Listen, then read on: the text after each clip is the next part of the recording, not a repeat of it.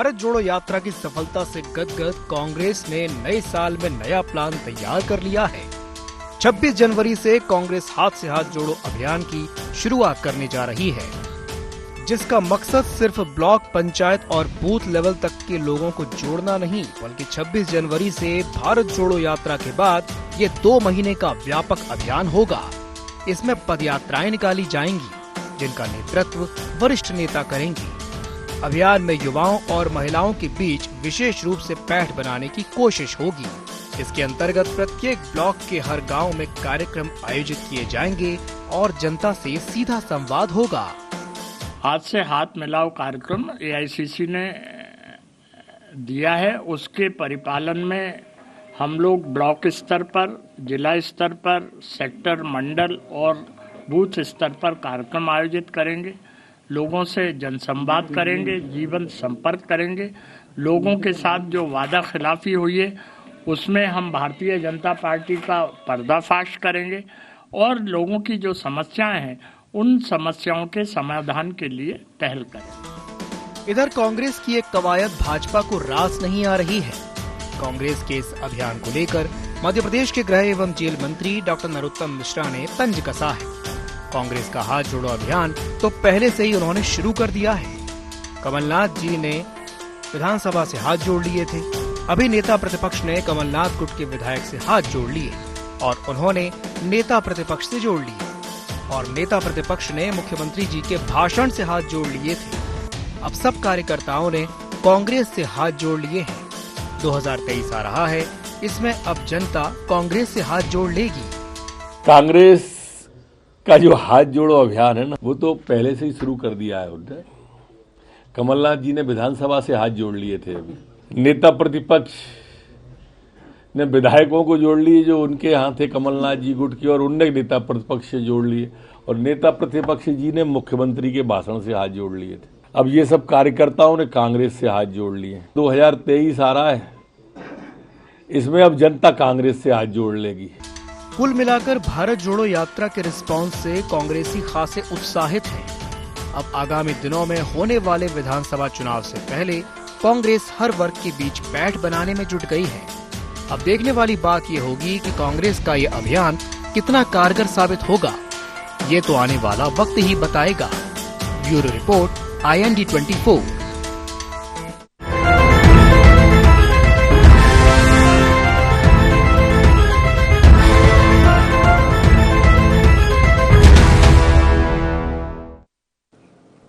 नमस्कार, IND agenda जोड़ो और जोड़ो में आपका स्वागत है।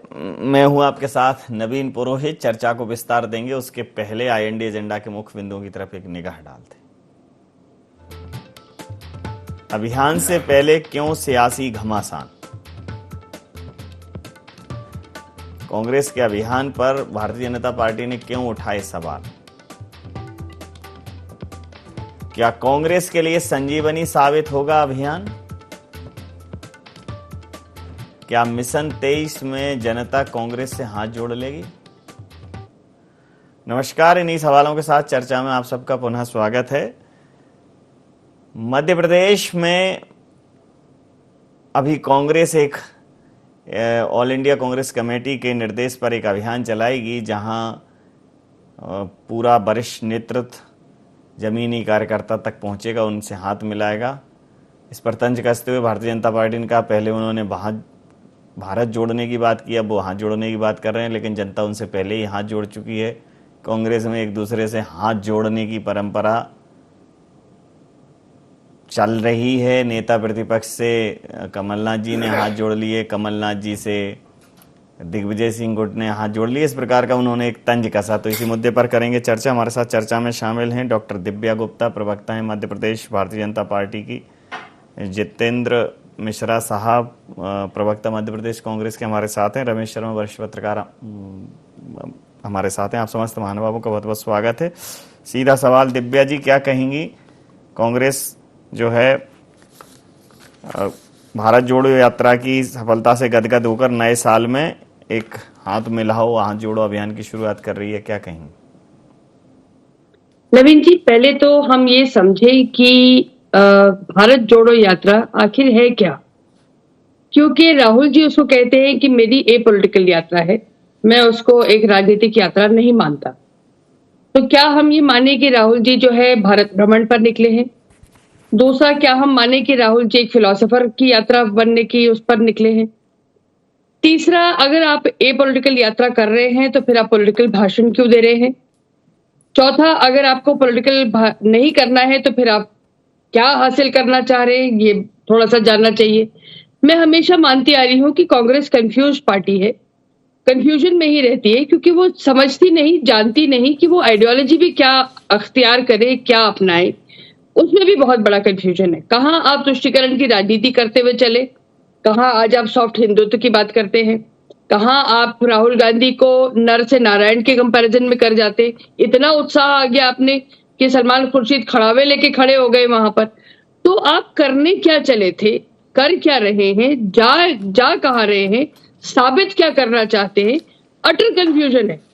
और उस कंफ्यूजन के बीच में आपको खुद को नहीं समझ में आ रहा कि आपको लाइन पकड़नी क्या है। एक बात तो ये। दूसरी, अब बात आई आपके हाथ जोड़ो की यात्रा की, तो साहब ऐसे वाले हाथ तो जनता पहले ही जोड़ चुकी है कि साहब थैंक यू वेरी मच, बहुत हो गया, हमने बहुत झेल लिया आपको। और ये एक शार्प डिक्लाइन जो हम लगातार देखते चले आ रहे हैं, वो डिक्लाइन कांग्रेस ने देखा है। बड़े बड़े दिग्गज आपकी पार्टी को आपको छोड़ के चले जा रहे हैं, फिर आप किससे हाथ जोड़ रहे हैं, क्या हाथ जोड़ रहे हैं? जब लोगों ने आपका साथ होके हाथ जोड़ के बोल दिया कि साहब थैंक यू वेरी मच, तो फिर आप क्या हाथ जोड़ पाएंगे? बहुत अच्छी बात है, नमस्ते कर लीजिए, उतना ही बहुत है। जी जी, जनता आपसे नमस्ते कर चुकी है जितेंद्र जी, और दूर से हाथ जोड़ना हमारे यहाँ मतलब ऐसा होता है कि ठीक है अब आप जाइए, विदाई का प्रतीक है। तो अब आप ये जो हाथ मिलाना, हाथ जोड़ना, भारत जोड़ना, ये 23 में वो सब जोड़ पाएंगे जिसकी ज़रूरत है? नवीन जी, दिव्या जी को शायद मालूम नहीं है कि गैर राजनीतिक यात्राएं भी इस देश में निकाली जाती हैं, क्योंकि उनका वास्ता कभी पड़ा नहीं है।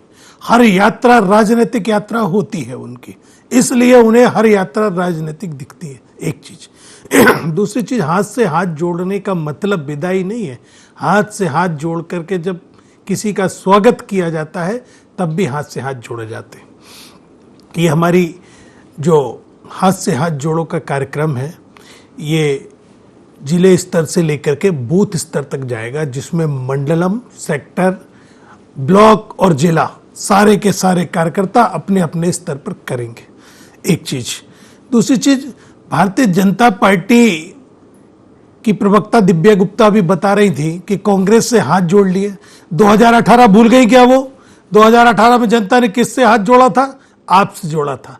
आज क्या हो रहा है? उमा भारती क्या कह रही है कि मैं भारतीय जनता पार्टी की कार्यकर्ता हूं, मैं भारतीय जनता पार्टी से बंधी हुई हूं, लेकिन आप लोग स्वतंत्र हैं, अपना हित देखना, अपनी समस्याएं देखना, उस आधार पर वोट देना। कौन किसके हाथ जोड़ रहा है ये छिपा नहीं है। जयंत मलैया किसके हाथ जोड़ रहे हैं? छिपा नहीं है। जयंत मलैया के कौन हाथ जोड़ रहा है?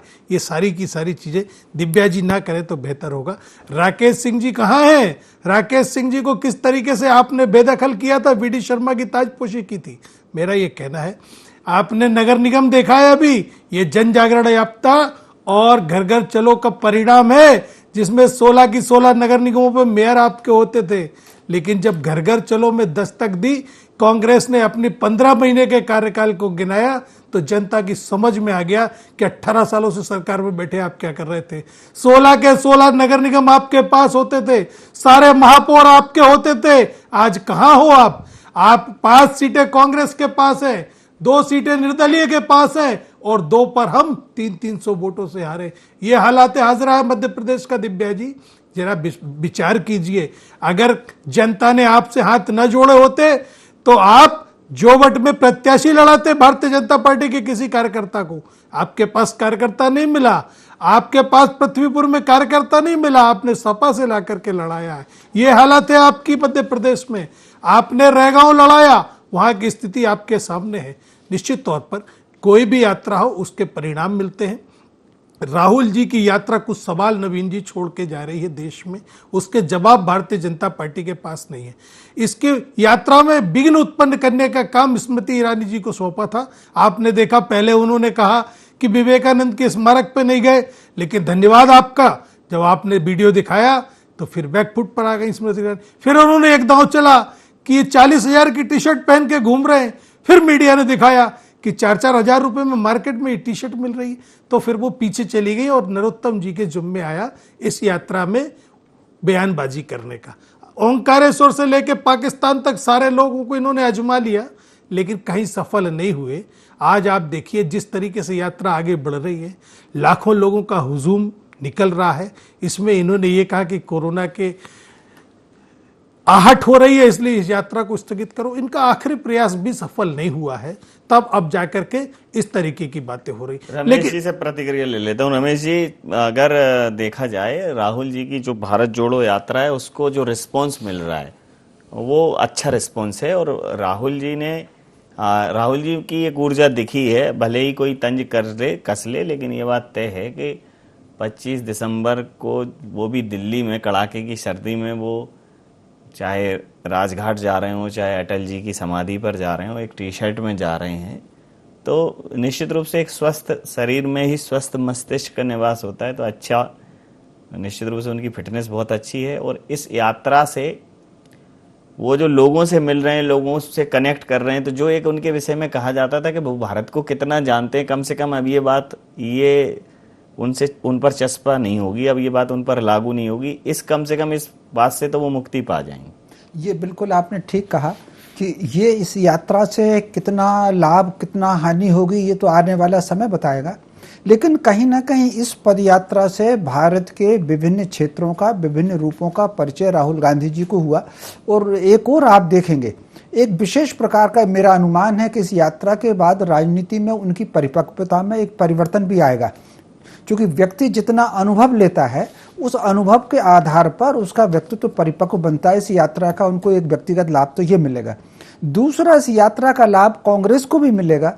अब कितने प्रतिशत मिलता है, वो 1% मिलता है या 0.1% मिलता है या 5% मिलता है, ये भविष्य बताएगा, लेकिन इस यात्रा से उनको कांग्रेस को भी उसका लाभ मिलेगा।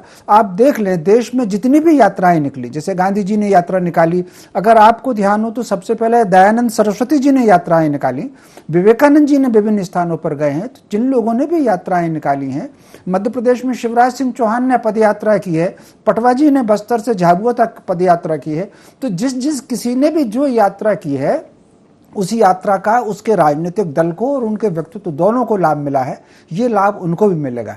दूसरा, अब ये जो नया अभियान हाथ जोड़ो अभियान है, मोटे तौर पर कहीं ना कहीं इसका लाभ भी कांग्रेस को ही मिलेगा। जिस तरीके से ये जो बोट पीछे जा रही थी, कांग्रेस नीचे जा रही थी, मैं समझता हूँ ये जो हाथ जोड़ो यात्रा है या राहुल गांधी जी की पदयात्रा है, वो जो कांग्रेस को गिरावट आ रही थी उसमें एक स्पीड ब्रेकर का काम तो करेगी। ये दोनों को दोनों, हाथ जोड़ो यात्रा भी और उनकी पदयात्रा भी। निश्चित रूप से आपने बिल्कुल ठीक कहा कि ये जब भी हम कोई भी यात्राएं निकालते हैं, समाज के साथ कनेक्ट होते हैं। अभी तक कांग्रेस के साथ यही तो एक समस्या थी कि आप जैसे वरिष्ठ हमेशा उनको यही बोलते रहे कि जनता के बीच में जाओ। ये पहली बार है जब कांग्रेस जनता के बीच में जा रही है, और जब आप जनता के बीच में जा रहे हैं तो लोग कौतूहल से, जिज्ञासा से, लगाव से, अन्य तमाम मनोभावों के साथ कहीं ना कहीं आपके पास आते हैं, आपको सुनते हैं, देखते हैं, समझते हैं, और उसका फायदा मिलेगा कांग्रेस को। दिव्या जी, पहले भारत जोड़ो और अब हाथ जोड़ो, क्या इस जोड़ने से घबराई हुई हैं? क्योंकि ये तो कहते हैं कि आप तो तोड़ने वाली बातें करने वाले लोग हैं। देखिए, भारतीय जनता पार्टी अब इतना एक विशाल वटवृक्ष हो चुका है कि ऐसे तो नहीं लगता है कि हम कहीं डोलने हिलने वाले हैं। और अभी आपको एक ताजा तरीन एग्जाम्पल आपको गुजरात का पता ही है, उसके बावजूद यदि कांग्रेस बोले कि पदयात्रा से हमको फायदा होने वाला है, तो वहां आपने उसका रिजल्ट देख लिया है। रही बात हिमाचल की, तो हिमाचल में vote of difference between Congress और भारतीय जनता पार्टी पूरे प्रदेश में मात्र 40 से 45 हजार का रहा है। तो आप अगर इस बात को कंपैरिजन करने का बोले कि कांग्रेस जो है वो बहुत आगे जा रही है और उसका बहुत फायदा होने वाला है, तो परोक्ष प्रत्यक्ष रूप से कहीं अभी तक तो नजर नहीं आता है। रही बात डरे हुए होने की, तो डरने की बिल्कुल कोई आवश्यकता नहीं। प्रजातंत्र है, स्वतंत्र है, बहुत अच्छी बात है, राहुल गांधी चल के जा रहे हैं।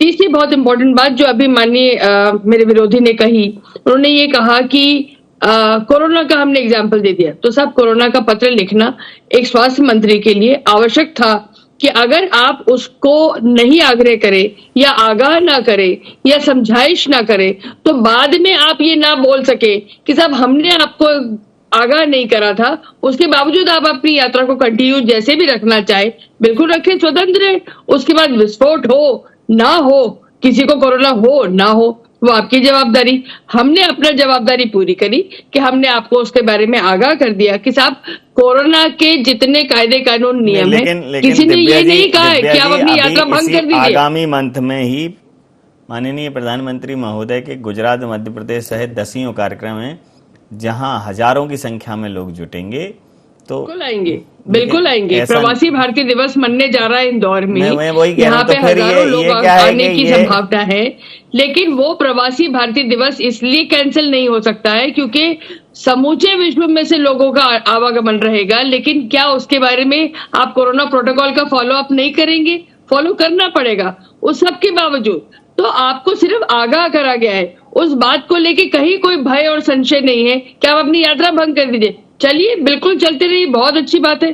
तो ये अच्छी बात है कि आप चल रहे हैं, स्वस्थ प्रजातंत्र के द्योतक है कि चल रहे हैं। लेकिन कहीं से कहीं भारतीय जनता पार्टी डरी हुई दिखाई दे, इस बात को लेके कांग्रेस को कोई संशय नहीं होना चाहिए, जरा सा भी घबराहट नहीं है। बहुत अच्छी बात है, आप चलिए, जितना चल सकते हैं उतना चलिए, कोई प्रॉब्लम नहीं। आपके चलने में कोई प्रॉब्लम नहीं है, आप चलिए, आपको शुभकामनाएं हैं मिश्रा जी। नवीन जी देखिए, पहली चीज तो मैं दिव्या जी का विरोधी नहीं हूँ, मैं अपनी पार्टी का पक्ष रखने यहाँ आया हूँ। दिव्या जी अपनी पार्टी का पक्ष रहे, लेकिन मेरा ये कहना है कि आपने गुजरात की बात की, हिमाचल में आप थोड़ा सा सफाई नहीं दे पाई। हिमाचल में कांग्रेस को पसंद किया जनता ने कि नहीं किया, इसको स्वीकार करना पड़ेगा आपको। आप यूपी में क्या कर रहे थे? यूपी में आपकी सरकार होने के बाद कांग्रेस ने आपके विरोधी दलों को जनता ने पसंद किया कि नहीं किया? दिल्ली में जहां आप बैठे वहां क्या हुआ? अब आपके पास तर्क बहुत सारे होंगे, लेकिन इसको स्वीकार करना पड़ेगा कि आप हारे हैं, सत्ता में रहने के बावजूद हारे हैं, और उसके पीछे आपकी नीतियां हैं। उसके पीछे ऐसे अनेकों मुद्दे हैं जिनको आप स्वीकार नहीं कर पा रहे हैं। देखिए, नोटबंदी बहुत बड़ी गलती थी आपकी सरकार की, आपको स्वीकार करना चाहिए। नोटबंदी की वजह से अर्थव्यवस्था लुढ़की है इस देश की, और उसके विरोध में आपको वोट मिला है। जो एक चीज, दूसरी चीज नोटबंदी कहां से आ गई? आपको बता रहा हूं ना, आप कह रहे हैं ना कि हिमाचल में वोटों का परसेंटेज कम रह गया हमारा थोड़ा सा। नहीं तो, लेकिन ये विरोध गुजरात में क्यों नहीं हुआ जहां बहुत ज्यादा? मैं आपको वही कहां लेके जा रहे सर? नवीन जी, आपने कहा गुजरात की बात अगर करते हैं तो हिमाचल की बात करना पड़ेगी। दिल्ली में क्यों हारे ये बताना पड़ेगा, यूपी में क्यों हारे ये बताना पड़ेगा। मेरा ये कहना, रमेश शर्मा जी ने बहुत अच्छी बात की। कोई भी यात्रा हो, उसका लाभ हानि समय पे मिलना होगा, मिलेगा, लेकिन किसी भी यात्रा से कुछ परिणाम तो निकल के सामने आते हैं, चाहे वो राजनीतिक हो, वोट के रूप में हो या अनुभव के रूप में हो। मेरा ये कहना है कि आप स्वीकार करेंगे कि विवेकानंद की समाधि स्मारक पर गए थे कि नहीं गए थे? उसको लेकर के आपने कहा कि साहब गलती हो गई हमसे। आप स्वीकार करेंगे कि 40,000 की टी शर्ट नहीं थी? ये उल जलूल आरोप लगाना मुझे लगता है एक राष्ट्रीय पार्टी के नेता को, और जो केंद्रीय मंत्री स्तर पर हो, उसको शोभा नहीं देता है। विरोध करना है तो आप उन तर्कों के साथ आइए, इस यात्रा में कमियां बताइए, लेकिन आपको सिर्फ विरोध करना है। कहीं टी शर्ट ले आए, कहीं उल्टे साष्टांग कर रहे हैं तो उल्टे कर रहे हैं। इस तरीके की बातों को जनता समझती है। आपने जो मुद्दे दिए हैं इस देश की जनता को, उस पर वोट पड़ रहा है। आप ये देखिए, सरकार 2018 में कांग्रेस के कार्यकर्ताओं ने एकजुटता के साथ चुनाव लड़ा, लेकिन आपकी महंगाई, आपकी बेरोजगारी, आपके द्वारा बढ़ाया गया भ्रष्टाचार, मध्य प्रदेश की स्थिति मालूम है आपको दिव्या जी। एक चपरासी के छापे डालो, करोड़ों रुपए निकल रहा है। ड्राइवर के छापा डालो, करोड़ों रुपए निकल रहा है। यह भ्रष्टाचार मध्य प्रदेश में, इसकी वजह से कांग्रेस को वोट मिला था। 15 महीने की सरकार ने जो काम किए, माफिया के खिलाफ देखा था आपने किस तरीके के काम हुए थे, वो सारी की। आप बताइए, आप उद्योगपतियों का लाखों करोड़ों रुपए कर्ज माफ कर सकते हो? किसान के कर्ज माफ करने में आपको तकलीफ हो रही है। ये जो मसले हैं रमेश शर्मा साहब, ये जब राहुल जी बात कर रहे हैं तो राहुल जी महंगाई, बेरोजगारी, इन सारे मुद्दों पर खूब बात कर रहे हैं। और जैसा कि आपने कहा कि जब इन मुद्दों पर बात होती है और जनता के बीच में आती है, चूंकि चुनाव के समय पे अगर आप बात करते हैं तो हो सकता है आपका चुनावी लालच समझ में आता हो, लेकिन जब आप सामान्य समय में बात करते हैं तो फिर वो मुद्दा गंभीरता से लोग उसको सुनते समझते हैं। उन्होंने एक तो जो चंद चुनिंदा देश के व्यावसायिक समूह हैं उन पर निशाना साधा है, बाकी किसानों के और आम आदमी के लिए जो व्यवस्थाएं सरकार की उनको नाकाफी बताया और लगातार खूब आलोचना कर रहे हैं। मीडिया की भी की उन्होंने कि आप क्या दिखाते हैं प्राइम टाइम में और क्या होता है, इसका फर्क है। और हालांकि चल भी रहा है प्राइम टाइम में, देखिए आप तो राहुल जी अब कितना लोगों को प्रभावित कर पाएंगे ये बड़ी बात है। लेकिन भारत जोड़ो यात्रा में जनसमूह पहुंचा है, लोगों ने उन्हें सुना, कौतूहल बस सुना। राहुल गांधी जी पहली बार इस प्रकार की यात्रा करने आए, इस वजह सुना। उनका प्रभावी भाषण है, अरेंजमेंट से, ये सब उसके परिणाम बाद में आएंगे। लेकिन ये बिल्कुल जैसे कहते हैं ना कि कुछ भी अच्छा खाओ तो पेट पड़े गुण देता है, हमारे गांव में कहा जाता है, तो वो कुछ तो बेनिफिट होना तय है कांग्रेस को। ये निश्चित रूप से जो आपने कहा उनको कुछ तो लाभ मिलेगा। मैंने भी यही कहा, कितना लाभ मिलेगा ये भविष्य तय करेगा, लेकिन कुछ तो लाभ मिलेगा। एक बात समझ लीजिए, कर्म जो है, जो कृष्ण ने गीता में कहा है, कर्म कभी भी व्यर्थ नहीं होता, कर्म सदैव परिणाम देता है। आप सकारात्मक कर्म करेंगे तो परिणाम सकारात्मक होगा, नकारात्मक करेंगे तो नकारात्मक होगा। जैसे अगर बाय द वे कर्म, मैंने उंगली अगर यहाँ रखी है इस कांच के ऊपर तो वो भी परिणाम देती है। तो कुल मिलाकर के कर्म कभी भी निरर्थक नहीं होता, तो कर्म सदैव परिणाम देता है। अब फिर उस दूसरे है उसमें उठाए जाने वाले मुद्दे, मोटे तौर पर कुछ चीजें कहने में और सुनने में अच्छी लगती हैं, लेकिन उनका जन भावना पर क्या प्रभाव होता है ये भी भविष्य तय करेगा। निश्चित रूप से राहुल जी कुछ उद्योगपतियों को निशाना बना रहे हैं, लेकिन मोटे तौर पर मान कर चलिए, जो लोग उद्योगपति बने हैं या जिन्होंने धन संग्रह किया है, वो कोई उन्होंने चोरी डाके करके, स्मगलिंग करके नहीं किया, उन्होंने अपनी एक तरकीब के साथ आकर करके किया है। उसमें से कुछ उद्योगपति ऐसे हैं, बल्कि मैं तो ये कहूंगा कि कुछ उद्योगपति ऐसे हैं जिनके जीवन का उदाहरण संसार में आज के युवा को दिया जाना चाहिए कि कहां शून्य से उन्होंने, माइनस पॉइंट से उन्होंने अपनी जीवन की यात्रा शुरू की और आकर के श्रेष्ठतम बने।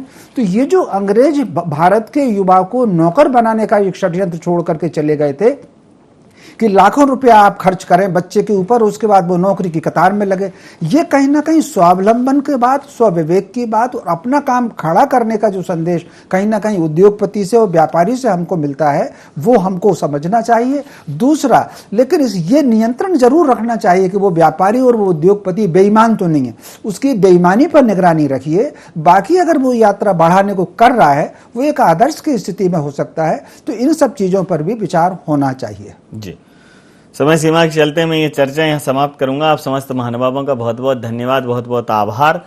तो भारत जोड़ो यात्रा के बाद कांग्रेस आभार के तौर पर या उस यात्रा की यादें तरोताजा करे या भारतीय जनता पार्टी के खिलाफ जो मुद्दे हैं उनको लेकर वो जनता के बीच में पहुंचे, इसलिए मध्य प्रदेश में कांग्रेस हाथ मिलाओ हाथ जोड़ो अभियान की शुरुआत कर रही है, जहां वो जनता के पास जाएगी, हाथ जोड़कर प्रार्थना भी करेगी, हाथ जोड़कर धन्यवाद देगी। ये हाथ जोड़ो में दुनिया को कोरोना के दौरान हाथ जोड़ो की जो महत्वता है, उपयोगिता है, वो समझ में आई। कई तरीके के मनोभाव हाथ जोड़कर आप प्रदर्शित करते हैं। कांग्रेस इनसे क्या फायदा लेगी, कांग्रेस को इसका क्या लाभ मिलेगा, आगामी समय में ये देखना दिलचस्प रहेगा। इंडिया एजेंडा में इतना ही। आप बने रहिए IND24 के साथ और देखते रहिए IND24। नमस्कार।